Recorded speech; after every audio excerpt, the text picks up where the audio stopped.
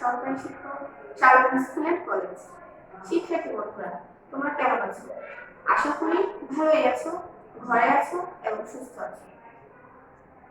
দীর্ঘ সময় স্কুল বন্ধ থাকার কারণে তোমাদের পড়াশোনা ক্ষতি হচ্ছে। আমরা চেষ্টা করলে সেই ক্ষতিটা কিছুটা হলেও পুষিয়ে দিতে পারি। আর সেজন্যই আজকে অনলাইন ক্লাসের এই ব্যবস্থা। আজকে অনলাইন ক্লাসে আমি তোমাদেরকে যা বোঝাবো বা আমরা সবাই মিলে যা বুঝবো, করবো, শিখবো, সেটি হচ্ছে বাংলা দ্বিতীয় পত্রের দরখাস্ত বা আবেদন। আমরা মোটামুটি প্রায় সব ক্লাসেই আমরা দরখাস্ত বা আবেদনপত্র পেয়ে থাকি এবং প্রতি পরীক্ষায় একটি দরখাস্ত আমরা পাই।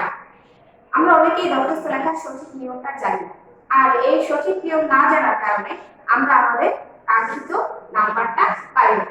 আজকে আমরা সবাই মিলে দরখাস্তের সবগুলো নিয়ম এমন ভাবে শিখবো যাতে আমাদের ভবিষ্যতে আর কখনো এই দরখাস্ত লিখতে কোনো ধরনের সমস্যা না হয়। দরখাস্ত লেখার জন্য সর্বপ্রথমে আমরা যেটা করব সেটা হচ্ছে পৃষ্ঠা নির্ধারণ করা। আমরা সবসময় চেষ্টা করব দরখাস্ত এক পৃষ্ঠার মধ্যে শেষ করে দিতে।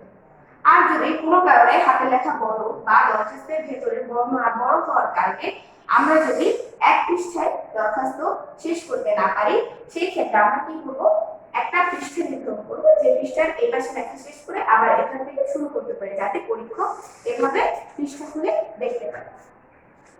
এরপর দ্বিতীয় আরেকটা বিষয় হচ্ছে দরখাস্তের ক্ষেত্রে, সেটি হচ্ছে মার্জিন করা। আমরা অনেকেই পরীক্ষার খাতায় মার্জিন না করে তাড়াহুড়ো করে ভাঁজ করে মার্জিন করার চেষ্টা করি। ভাঁজ করার ক্ষেত্রে কি হয়, ভাঁজ করার পরে আমরা সবাই লিখতে গিয়ে লেখাটা মার্জিনের এই পাশে ও পাশে চলে যায়।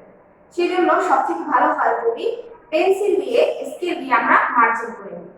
মার্জিন করে নেওয়ার পরে আমরা দরখাস্তে লেখা শুরু করব। প্রথমে আমাদের একটা জিনিস মাথায় রাখতে হবে, দরখাস্তে 6টি অংশ থাকে। দরখাস্তের এই অংশগুলো যদি আমরা সঠিকভাবে লিখতে পারি এবং কোনো কারণে যদি এই মাঝখানের বর্ণনাটাতে একটু ভুল হয়, তাহলেও আমাদের মোটামুটি প্রায় সব নাম্বার পাওয়া সম্ভব। কিন্তু আমরা যদি দরখাস্তের এই 6টি অংশ ঠিকমতো না লিখে অনেক কিছু লিখে ফেলি, তাহলে আমাদের সেই কাঙ্ক্ষিত নাম্বারটা পাওয়া সম্ভব। তো আমরা কি করব, আজকে দরখাস্তের এই 6টি নিয়ম যথাযথভাবে বোঝার চেষ্টা করব। প্রথমে আসি 1 নম্বর অংশ। প্রথম অংশটা হচ্ছে তারিখ। তারিখের ক্ষেত্রে আমরা কি করব, অনেক সময় আমরা তারিখ এভাবে লিখি, অনেক সময় এভাবে লিখি। এই তারিখ লেখার ক্ষেত্রে একটা জিনিস মনে রাখতে হবে, সেটা হচ্ছে তারিখের পরে যে মাসের নাম লিখবো আমরা, দিনের পর যে মাস, এই মাসের নামের পরে অবশ্যই একটা কমা দিব। কমা দেওয়ার পর সালটা লিখে এখানে খ্রিস্টাব্দের সংক্ষিপ্ত রূপটা আমাদের লিখতে হবে।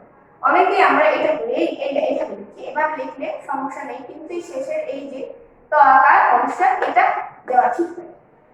এভাবে আমরা প্রথম অংশটা শেষ করব, তারিখটা যথাযথ লিখতে। এরপর হচ্ছে দ্বিতীয় অংশ। দ্বিতীয় অংশে আছে হচ্ছে বরাবরের পরে কোনো কমা হবে না। আমরা অনেক সময় ভুল করে বরাবরের পরে কমা দিয়ে ফেলি, এই কমা দেওয়ার প্রয়োজন নেই। এরপর প্রধান শিক্ষক বা শিক্ষিকা বা অধ্যক্ষ, প্রশ্নের মধ্যে যা থাকবে তাই লিখতে হবে। এরপর প্রশ্নে নির্ধারিত যে স্কুলের নাম দেওয়া থাকবে সেই স্কুলের নাম লিখতে হবে। যদি কোনো স্কুলের নামই দেওয়া না থাকে, সেই ক্ষেত্রে ক স্কুল বা খ স্কুল বা এরকম একটা স্কুলের নাম লিখতে হবে। যে স্কুলের নির্দিষ্ট নাম লিখতে হবে এরকম না, যদি নির্দিষ্ট করে দেওয়া থাকে তাহলে নির্দিষ্ট নামটা লিখতে হবে। আর এরপরে স্কুলের নামের পরেই ছোট করে ঠিকানাটা লিখে দিতে হবে। এভাবে না লিখে শুধু ছোট করে ঠিকানাটাও লিখে দেওয়া যায়, এবং এই অংশ শেষ হওয়ার সাথে সাথে এখানে একটা দাগ দিয়ে দিতে হবে। এরপর হচ্ছে দরখাস্তের তৃতীয় অংশ। এই তৃতীয় অংশটা হচ্ছে দরখাস্তের মধ্যে সবথেকে গুরুত্বপূর্ণ অংশ। এই অংশের মধ্যে হচ্ছে বিষয় আসবে। এই বিষয় লেখার ক্ষেত্রে একটা জিনিস মনে রাখতে হবে, পরীক্ষকের কাছে দরখাস্তের বিষয়টা যাতে একদম স্পষ্ট হয়। এই বিষয়টা লেখার ক্ষেত্রে যদি সম্ভব হয় নিচে একটা লাইন করে দিলে ভালো হয়। যদি সেটা না করে দাও তাহলে সমস্যা নেই, কিন্তু দুপাশে যথেষ্ট জায়গা খালি রেখে এই বিষয়টাকে স্পষ্ট করতে হবে, যাতে পরীক্ষকের চোখে এই দরখাস্তের বিষয়টা স্পষ্ট হয়। এরপর আরেকটা জিনিস মনে রাখতে হবে দরখাস্তের বিষয়ের ক্ষেত্রে, সেটা হচ্ছে আমরা অনেকেই অগ্রিম ছুটিতে আবেদন পত্র লিখে ফেলি। এই পত্রটা লেখা যাবে না, কারণ হচ্ছে আমি যেটা লিখছি সেটা সম্পূর্ণটাই একটি পত্র, সুতরাং সেখানে আবার আবেদনের পর পত্র লেখার প্রয়োজন নেই। তো আমরা এই ভুলটা করবো না, বিষয়টা স্পষ্ট করে লিখবো এবং এখানে কখনোই আমরা আবেদনের পর পত্র লিখবো না। এরপর দরখাস্তের তৃতীয় অংশ, এই তৃতীয় অংশে শুরু হবে মহোদয় দেব। দরখাস্তটা অবশ্যই একভাবে শুরু হবে এবং এক সাইড থেকে সমানটা লিখে দিতে হবে। এটাই হচ্ছে দরখাস্তের সর্বোত্তম নমুনা। জনাব বা মহোদয়, এই জনাব বা মহোদয়ের পর আমরা জনাব লিখবো কিংবা মহোদয় লিখবো বা মহোদয় লিখবো, লিখে আমরা এখানে একটা কমা দেব। এই কমাটা অবশ্যই দিতে হবে। এই কমার পরে এরপরে আমরা শুরু করবো এভাবে বিনীত নিবেদন এই যে। আমরা অনেক সময় লিখতে গিয়ে এই যে পরে যে কমা দিতে হয় সেই কমাটা খুলে দেব, সেটা দেওয়া হয় না। এই কমাটা আমাকে অবশ্যই দিতে হবে। যেমন আমি অগ্রিম ছুটি চেয়ে আবেদন লিখেছি, আবেদন করছি, সেই ক্ষেত্রে আমি এখানে একটা তারিখ দিব, এমন একটা তারিখ যে তারিখে অবশ্যই এই তারিখে কিছুদিন, দুদিন বা একদিন পরে বা 3 দিন পরে, যেমন আগামী 4 জুন আমার মনে দিবস।